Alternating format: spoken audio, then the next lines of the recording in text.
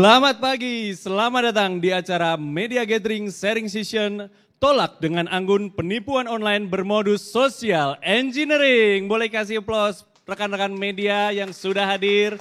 Bapak Ibu, Prima Talk hari ini adalah hasil kolaborasi kerjasama antara Jaringan Prima dengan BCA. Jadi di Prima Talk ini kita akan membahas berbagai hal terkait dengan social engineering yang nantinya tujuannya kita untuk meningkatkan awareness, literasi keuangan, dan kami berharap rekan-rekan media yang hadir nanti juga dapat mensosialisasikan, meneruskan informasi yang akan kita gali pada hari ini kepada masyarakat. Dan untuk membuka acara pada pagi hari ini, langsung saja kita akan sambut Marketing Director PT Rintis Sejahtera, Bapak Suryono Hidayat. Kami persilakan Bapak Suryono Hidayat untuk membuka acara pagi hari ini.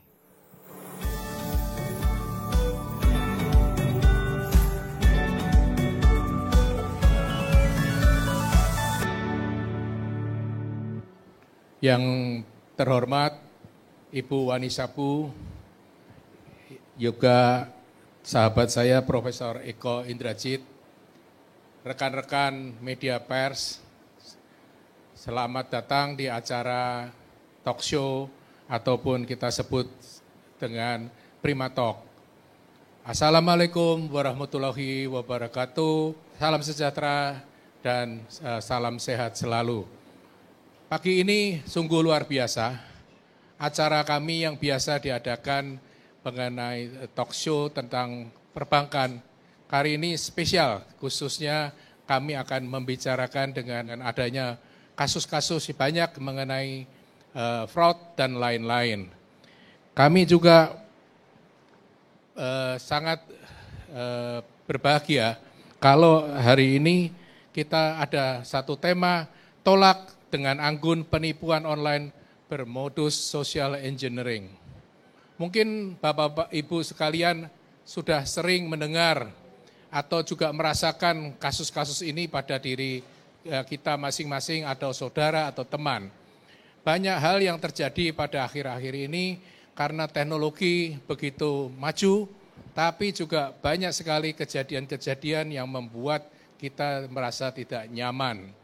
Bapak Ibu sekalian, hari ini spesial, kami akan sebagai pelaku industri sistem pembayaran, Rintis merasa punya tanggung jawab juga untuk melakukan sosialisasi dan edukasi kepada masyarakat, khususnya tentang SOCENG, itu istilah barunya, atau biasa dikenal dengan nama social engineering.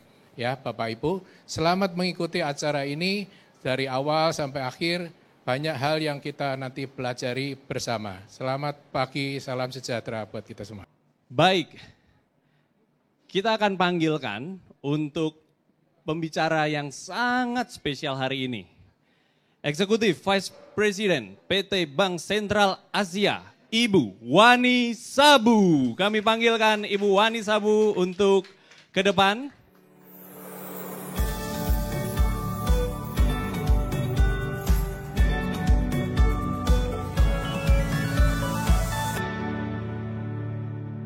Selamat pagi, halo BCA dengan Wani, bisa saya bantu? Oke, boleh lanjut, boleh langsung? Oke. Saya angle-nya sebelah sini, jadi saya berdirinya sebelah sini gitu ya. Selamat pagi sahabat wartawan semuanya. Assalamualaikum warahmatullahi wabarakatuh. Terima kasih juga buat Pak Sur, kepada teman-teman wartawan yang sudah hadir dan Prof. Eko yang bersedia hadir juga hari ini. Nah, walaupun saya hari ini saya akan sharing apa sih sesuai judul. Saya akan sharing tentang kasus-kasus walaupun judulnya menolak dengan anggun gitu ya. Tapi yang saya sharingkan hari ini bukan teori-teori, tapi cerita kisah nyata yang terjadi di dunia perbankan. Saat ini saat ini dunianya udah dunia digital, ya kan? Semuanya ini nasabah BCA dong. Nasabah BCA, ya. Tingkatkan saldo Anda. Yang belum punya rekening silakan buka rekening gitu ya. Nah, transaksi perbankan sekarang adalah digital, 99,8% sudah digital.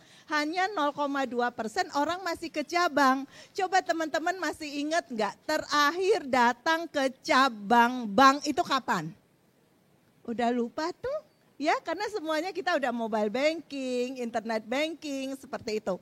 Makanya kejahatan perbankan yang terjadi saat ini adalah transaksi digital. Nggak pernah lagi kan kita maksudnya mendengar, itu kasusnya deposito fiktif udah jarang sekali. Nah, tapi bahaya enggak? Nah, ya mau dibilang bahaya ya bahaya. Kalau dibilang enggak ya bisa juga enggak kalau kita hati-hati. Kalau dulu uang kita bisa hilang kalau kita dirampok di jalan atau rumah kita dibobol. Yang hilang ya brankas kita doang. Tapi sekarang kalau digital, transaksi digital kita dibobol orang, kita bisa auto miskin.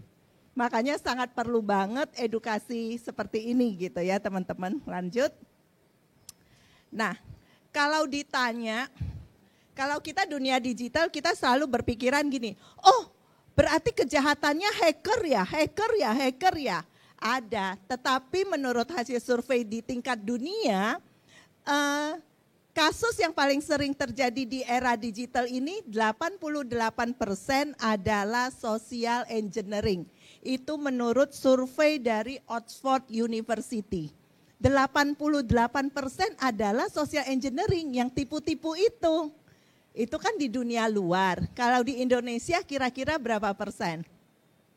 Apakah lebih kreatif atau lebih baik penjahatnya? Kalau di Indonesia berapa persen teman-teman? Kita lihat. 99% kejahatan di perbankan adalah social engineering. Kok bisa? Kok bisa cuman tipu-tipu? Kok kita bisa ditipu gitu ya? Nah kita lihat. Kenapa social engineering ini nggak selesai-selesai? Ada lagi. Kenapa nggak selesai-selesai teman-teman? Karena kita tuh uncontrol, bank juga uncontrol kalau social engineering. Kalau misalnya bank kita dihack, sistem kita problem, kita bisa kontrol. Ada IT security kita menjaga.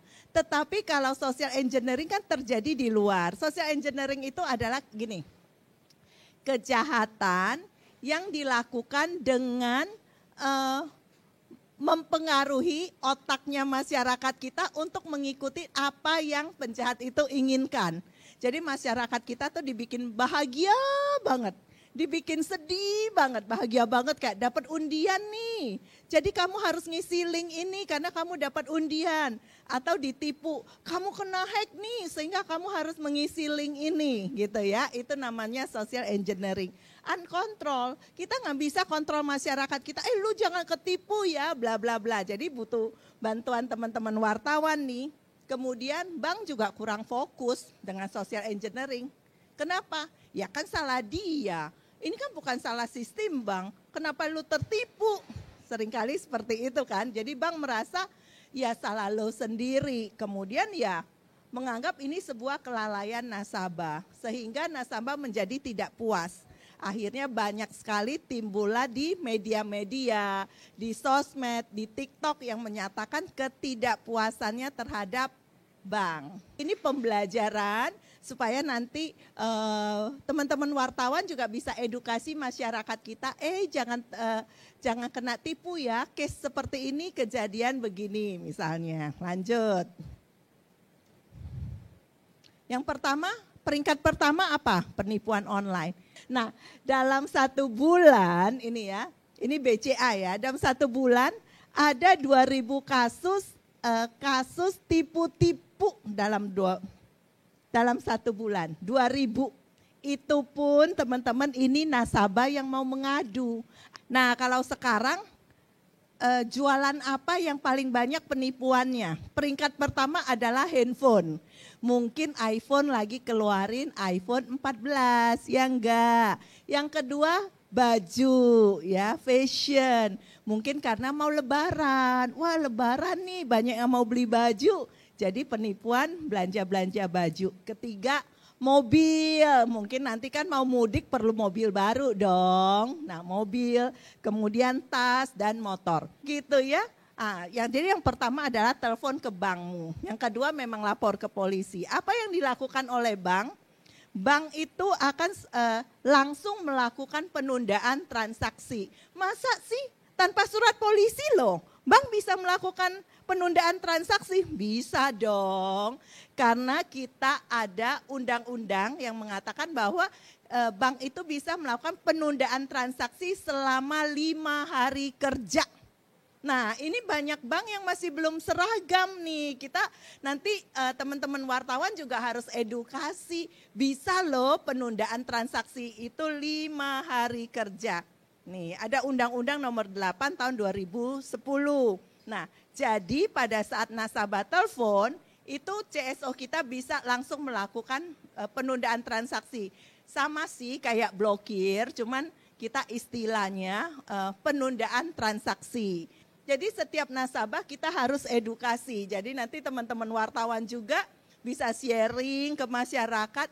Jangan pinjamkan rekeningmu kepada orang lain. Kalau orang lain melakukan kejahatan, kita ikut menanggung. Tuh ya. Nah, kalau di BCA sendiri, kalau rekening itu sudah pernah diblokir karena kejahatan, orang itu tidak bisa buka rekening di BCA lagi. Lanjut, ini rasa-rasanya teman-teman wartawan, Pak Sur juga jangan-jangan pernah kena, Pak Jeffrey pernah kena, Bu Santi pernah kena. Biasanya yang ngalamin ini adalah orang-orang terkenal. Pak Prof juga pernah kena ya, karena biasanya foto-foto orang terkenal dan terpercaya. Fotonya dipakai buat nipu-nipu, kita lihat. Aku bangga juga karena fotoku pernah dipakai buat Facebook palsu gitu ya. Yang sebelah kiri ada yang asli Natalia Wani Sabu, yang kanan itu yang palsu. Natalia Wani Shabu, SHBU gitu ya. Aku agak sedih-sedih dan bangga gitu ya karena dipakai. Ini buat nipu-nipu. Atau WA, ini lagi ngetren juga nih. Walaupun sudah banyak yang terjadi tetap aja ada yang kena. Pakai foto kita, tapi bukan WA-nya kita, ya kan? Bukan WA-nya kita, tapi WA ke teman kita. Terus teman kita yang tertipu, habis fotonya foto elu sih Wan, tapi bukan aku. Iya, WA lu kena hack, WA saya nggak kena hack, tapi foto saya aja yang dipakai. Nah, kayak kan teman-teman kita sering nyalahin kita gitu kan, karena pakai foto kita. Social engineering yang lain yang lagi ngetren apa sekarang? Ini kelihatan nggak teman-teman? Berbentuk link.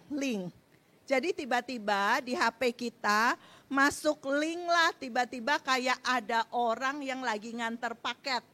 Kayak orang nganter paket ke kita, linknya melacak barang, melacak kurir gitu ya. Padahal kalau kita klik, karena kita kan kalau mendapatkan hadiah kan selalu gembira. Siapa sih yang ngirim paket ke gua?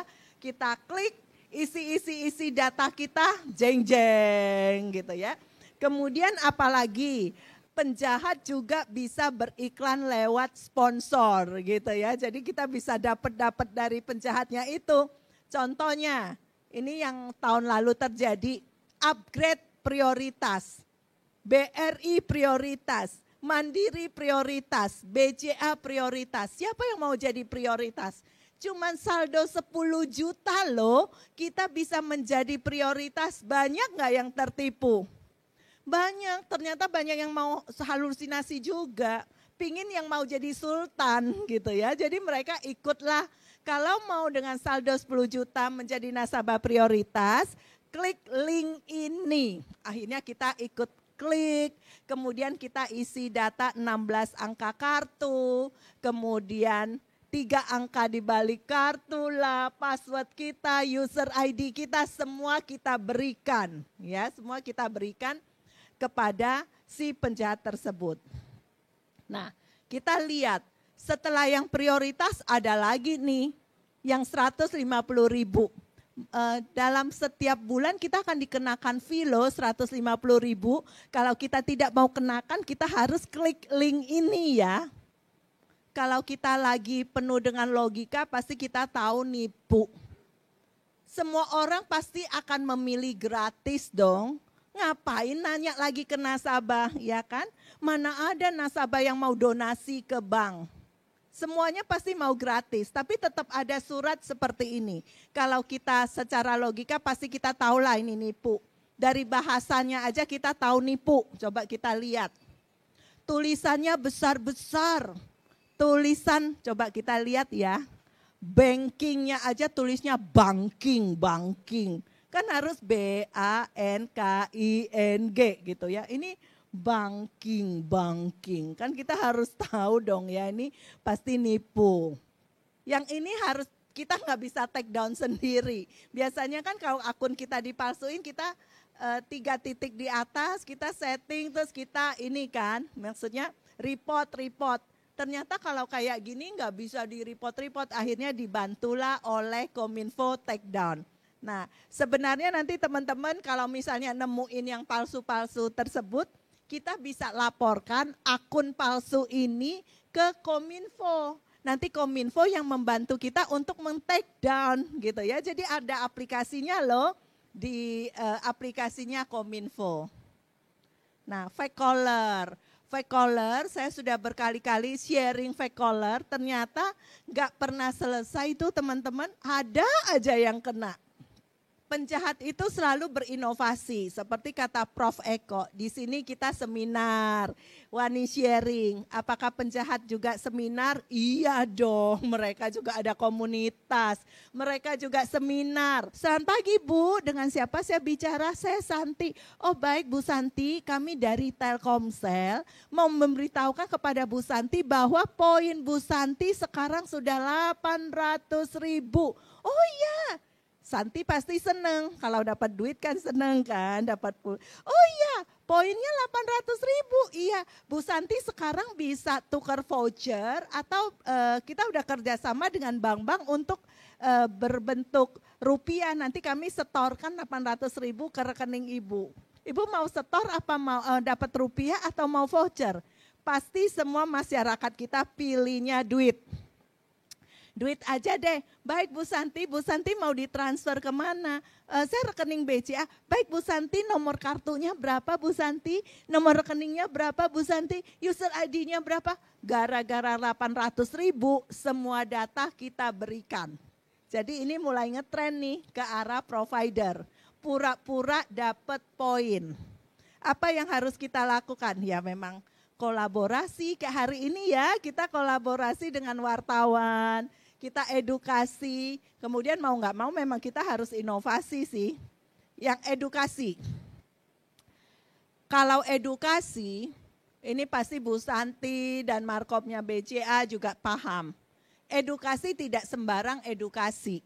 Mau ngajarin orang kita juga harus tahu siapa sih yang saya iklankan, siapa sih yang harus saya sharingkan gitu ya Bapak Ibu. Kita lihat yuk siapa sih yang paling banyak kena tipu. Ternyata yang sering ketipu jual beli online, beli tas, beli ini, beli itu ibu-ibu. Ibu-ibu usia 21 tahun sampai 35 tahun. Ternyata yang penipuan upgrade prioritas, yang dengan 10 juta bisa dapat prioritas, ternyata yang tertipu siapa? Bapak-bapak, umur 36 sampai 50. Atau yang Instagram, ternyata bapak-bapak juga loh. Banyak orang bilang, ya ibu-ibu lah yang sering tertipu, bapak-bapak itu buaya. Ternyata bapak-bapak yang sering tertipu ya kalau masalah ini gitu ya. Nah ini juga ada iklan, ya iklan itu nggak usah kaku-kaku, tapi kita lihat. Menolak dengan anggun. Kami dari Blue, Ibu menang hadiah undian 100 juta. Boleh minta PIN ya, Bu? Kebetulan saya karyawan Blue. Kita ketemuan di kantor aja kali ya, Mas? Waduh. Bapak dapat hadiah dari Blue. Boleh minta kode OTP-nya, Pak? Oh, TV. Ini saya emang lagi butuh TV, Mas. Ya, boleh disebutkan PIN-nya, Kak? Pak, ini Papa. Aku kangen banget sama Papa. Yang sabar ya, Kak. Demi kenyamanan Blue Virtual Card Bapak, boleh dikirimkan kode CVC-nya, Pak? สวัสดีทักทายนี่จะต้องลดระหว่างใช้ไหม Halo Halo Bu, iya boleh disebutkan kode OTP-nya Bu? Tekan 3 untuk bicara dengan operator. Maaf, nomor yang Anda pilih salah. Udahlah resign gue jadi tukang tipu. Iya, akhirnya penjahatnya frustasi gitu ya. Nah, kita kolaborasi juga dengan bank, fintech, BI, OJK, wartawan, dan lain-lainnya. Nah, ini juga kita sedang membuat aplikasi di mana kalau transfernya sesama bank kita kan bisa penundaan transaksi. Kalau antar bank gimana? Nah, sekarang kita lagi coba memikirkan sebuah aplikasi dengan Kominfo juga, dengan regulator juga. Kita bisa melakukan pemblokiran antar bank. Nah, kita juga lagi mau bikin forum komunikasi anti fraud, jadi nanti mungkin Prima, Rintis juga bisa join ya Pak Sur, jadi kita sama-sama memberantas kejahatan. Kalau yang ini sebenarnya di BCA sendiri SIM card recycle udah hampir tidak ada lah, karena kami sudah melakukan protek. Tahu nggak kenapa BCA selalu melakukan penangkapan terhadap kejahatan? Karena kita juga mempelajari modusnya. Kadang-kadang kita agak bingung modusnya apa, setelah dilakukan penangkapan kita tahu, oh modusnya seperti ini, seperti ini. Nah, seperti SIM card recycle. Jadi teman-teman juga hati-hati yang punya mobile banking. Yang namanya SIM card yang prabayar itu bisa di-recycle kalau kita sudah tidak pakai.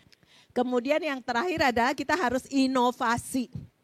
Memang sih kalau menurut regulator, untuk mengeluarkan satu produk kita kan harus what you have. Apa sih yang kamu punya orang lain nggak punya? Oh ATM, token, key BCA, what you know, oh PIN, password, user ID. Nah kalau misalnya ada dua itu kita boleh meluncurkan produk. Nah yang ketiga what you are, apa yang melekat di dirimu, itu biometrik. Kalau dulu 2 dari 3 bisa luncurin produk. Tapi menurut saya sekarang kita harus 3-3-nya. Karena yang namanya what you have, what you know itu sudah bisa diambil dengan cara social engineering kan yang tadi saya jelaskan.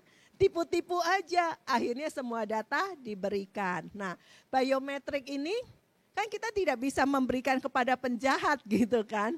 Mau nipu-nipu nggak bisa kasih muka kita ke si penjahatnya. Jadi biometrik ini salah satu pengaman yang dipakai oleh BCA. Nah sekarang skimming. Masih ada nggak sih skimming? Sudah nihil, harusnya sudah nihil di Indonesia, harusnya.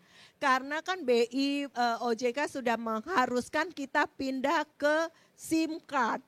Jadi sampai saat ini belum ada SIM card yang, chip, bukan SIM card, chip card yang di skimming. Sampai saat ini belum ada. Nah ini nih bekerja sama juga dengan Prima ya, kita juga memasang kalau ATM-nya BCA itu selalu kita pasang CCTV, 50% sudah ada alarm. Jadi supaya penjahat juga agak males nih ngerjain ATM-nya BCA karena kita invest di CCTV dan alarm. Jadi kita pasang alarm-alarm itu di tempat-tempat yang rawan. Ini semenjak zamannya Pak Jeffrey nih. 50% sudah ada alarm akan berbunyi. Alarm ini akan berbunyi kalau pin covernya dicopot, dia akan berbunyi. Fasia terbuka atau exit shutternya dirusak. Jadi kalau misalnya ada ini dia akan berbunyi ngung. Nah, penjahat kan suka kaget gitu kan. Nah, kemudian pada saat alarm berbunyi, monitor CCTV akan mengcapture mukanya si penjahat. Jadi teman-teman kalau monitor yang di layar itu enggak 24 jam loh. Dia akan bekerja kalau ada transaksi, kan menghemat sistem juga kan. Nah tapi ini kalau alarm berbunyi dia akan capture mukanya. Kantor pusat dapat signal itu dan langsung dimatikan.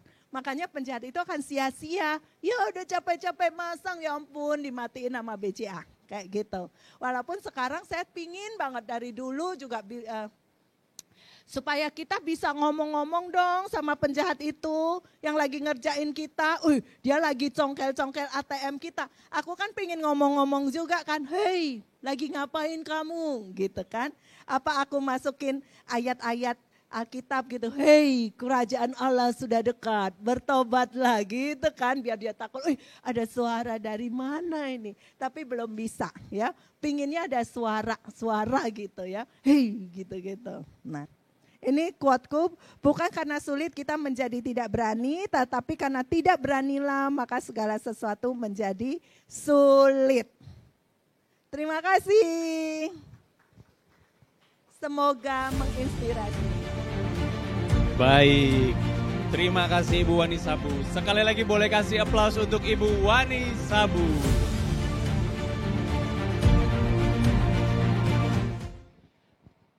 Terima kasih Ibu Wani Sabu, kami persilakan duduk.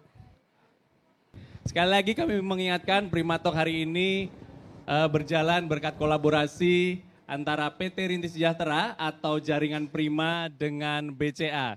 Selanjutnya kita akan masuk ke sesi diskusi panel dan kami panggilkan untuk memoderatori diskusi panel pada siang hari ini seorang pakar teknologi informatika sekaligus Rektor Universitas Pradita, Profesor Eko Indrajit.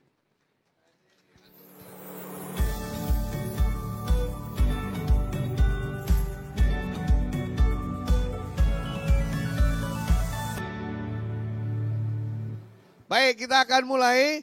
Saya akan undang dulu. Pertama saya ingin mengundang Pak Suryono untuk maju ke depan menemani saya, Pak Sur. Dan Ibu Wani Sabu tentu saja. Apa kabar Pak? Sehat-sehat? Wah, alhamdulillah puji Tuhan. Sehat-sehat Bu? Baik sekali. Wah, saya lihat teman-teman wartawan sudah tidak sabar untuk bertanya. Saya kasih tahu bahwa sebenarnya ingin bertanya. Saudara-saudara sekalian, siapa yang tidak ingin bertanya, angkat tangan. Tuh kan pengen bertanya semua berarti ya. Nah, baiklah, ada dua cara bertanya teman-teman tercinta. Pertama, bisa langsung menanyakan minta langsung ngomong, saya serahkan mikrofon. Atau kedua dengan cara IT, WA ke saya langsung. Nomornya 0818 925 926. Bertanya lewat manapun, nanti dikasih hadiah nggak Bu? Dikasih hadiah yang bertanya. Hadiahnya saya lupa, kalau nggak notebook, book note. Ya, diantara itu. Kita mulai, siapa Bapak Ibu yang ingin bertanya? Karena sebentar lagi ini rame fishing. Apa? Sebentar lagi Deep Purple main di Solo. Siap-siap nanti ada ya. Yang punya BCA 75% misalnya. Terus ngeklik, ternyata dibohongin kena phishing. Atau Blackpink mau main ya minggu depan, hari Minggu nih. Ada sisa karcis 10%, langsung diklik. Nah itu kita bisa kena social engineering. Baiklah kita mulai tanya jawab, siapa Bapak Ibu yang ingin bertanya. Mohon izin saya keliling ya. Silakan Mbak, Mas mau tanya apa saja. Halo, silakan Mas. Halo selamat siang, saya dari Berita BCA, ingin bertanya ke Pak Suryono Hidayat ya. G. Ya. Tadi kan pertama udah dijelasin oleh Ibu Wani terkait misalkan tolak modus penipuan. Ya. Nah saya ingin bertanya dari sisi jaringan Prima sebagai layanan switching ya. Bagaimana usaha jaringan Prima untuk mengantisipasi atau menghindari misalkan ya modus-modus penipuan ini. Yang ingin saya tanyakan kan tadi dari sisi BCA, sekarang dari sisi jaringan Prima sebagai penyedia layanan switching seperti itu. Terima kasih Mas. Wah, sekarang ke Pak Suryono. Bagaimana usaha jaringan Prima itu katanya kan IT itu ekosistem ya, ada depan layar, ada belakang layar. Bagaimana Pak Suryono? Manggo. Terima kasih, pertanyaannya menarik nih. Memang mungkin saya jelaskan dulu apa fungsi jaringan Prima atau kita nama company-nya PT Rintis Sejahtera. Kami itu merupakan disebutnya principal switching. Jadi seolah-olah kalau gampangnya itu kayak jembatan yang menghubungkan bank satu dengan bank lain ataupun bank dengan sistem pembayaran yang lain. Fungsi kami itu juga memberikan keamanan, membantu memberikan keamanan kepada para bank maupun sistem pembayaran. Ada beberapa social engineering yang kadang-kadang kelewat juga karena transaksinya seolah-olah normal, yang kadang-kadang kita nggak bisa cegah. Maka itu kita lakukan namanya sosialisasi, memberikan penjelasan kepada para pengguna supaya hati-hati loh kalau terima WA, terima SMS ataupun terima dari website atau email pun sekarang menjadi jadi sarana untuk membuat kita terjebak ya. Kadang-kadang tadi Bu Wani banyak cerita bahwa kejadiannya itu kadang-kadang kita nggak sadarin yang kita sebut namanya social engineering. Kadang-kadang kita nggak ngeh gitu ya. Jadi hati-hati. Saya sendiri, ini pengalaman saya, kalau saya terima telepon-telepon yang aneh-aneh, biasanya saya nggak terima sebelum dia WA dan nggak yakin tuh siapa. Tadi Prof sudah bilang ada WA, halo Kak, selamat siang, itu biasanya langsung saya blok aja, itu pasti aneh-aneh karena nggak kenal saya. Nah foto-foto masing-masing juga nggak usah sombong-sombongan, pasang profilnya gaya-gayaan, mungkin pakai Lamborghini atau apa, itu mengundang sebetulnya. Foto saya malah saya ganti pakai avatar aja, yang nggak tahu orang. Siapa ini, laki perempuan, kadang-kadang dia suka keliru, Bu, Pak, lah ini sudah pasti ngawur ya. Dan juga ada beberapa tip nih kalau dari pengalaman saya Prof, ini juga pakailah kartu-kartu yang lebih aman. Kayak contohnya BCA itu punya BCA card. Saya selalu pakai itu karena pengamanannya lebih, dan dipakainya jaringannya tertutup. Nah itu yang lebih buat saya aman. Balik ya ke fungsi Rintis sebagai jembatan, kami memberikan sistem atau menyiapkan sistem untuk memberikan alert. Keputusannya sebetulnya ada di masing-masing bank ataupun sistem pembayaran. Kemudian kalau terjadi apa yang kita lakukan? Kita menjembatani atau mendialogkan antara kedua pihak. Mungkin juga yang pengalaman kami pernah juga beberapa kali pengalaman, paling enggak kita ada kedekatan dengan mereka, minta mereka untuk blok dulu akun itu supaya mereka enggak bisa tarik. Nah besoknya kita beresin lagi. Nah itu kami ikut dengan prosedur tadi yang Bu Wani sampaikan lewat adanya kepolisian dan lain-lain. Paling enggak pengamanan pertama kita memberikan informasi kepada masing-masing dan kalau bisa diblok gitu. Kira-kira itu? Ya. Katanya social engineering pertama di Indonesia yang masif itu kita kenal beberapa 7 tahun yang lalu mungkin, yaitu Mama Minta Pulsa. Itu yang pertama kali. Itu mulai dari papa sampai rektor banyak yang ketipu tuh. Dan sampai sekarang masih ada itu Bu Wani, Mama Minta Pulsa itu. Saya mau tanya pendapat Bu Wani. Katanya orang Indonesia itu justru kekuatannya menjadi kelemahan. Mudah percaya orang lain, hatinya baik, tidak a priori, senang membantu, suka kesianan sama orang lain. Betul ya Bu Wani? Betul.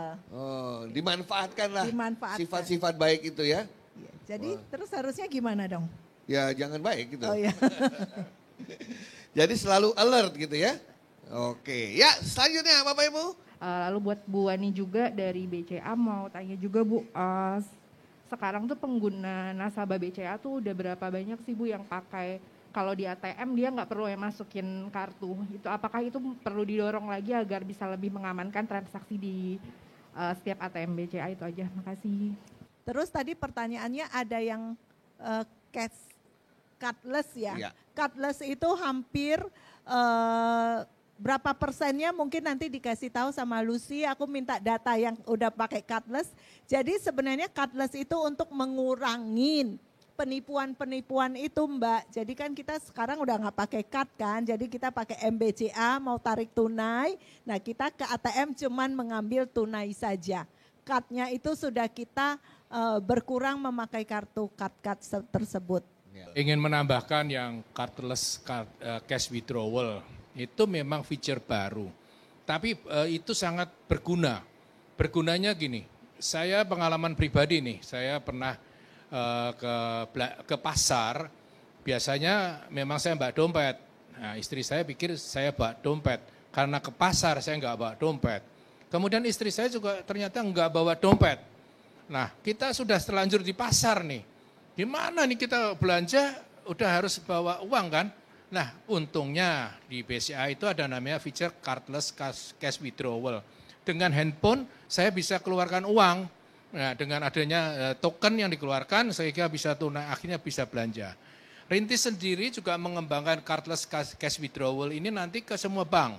Jadi nanti antara bank-bank itu kayak gerbang pembayaran nasional. Jadi semua nanti bisa walaupun nasabah bank A bisa nampil di ATM-nya bank B dengan cardless cash withdrawal. Ya, itu satu yang feature yang selalu kita kembangkan. Jaringan Prima, kami itu pernah malah mensponsori. Kalau zaman dulu, itu ATM kan di tempat pintu nggak ada tutupnya kan. Nggak ada tutupnya. Sehingga orang bisa pasang kamera, bisa ini diintip dan lain-lain.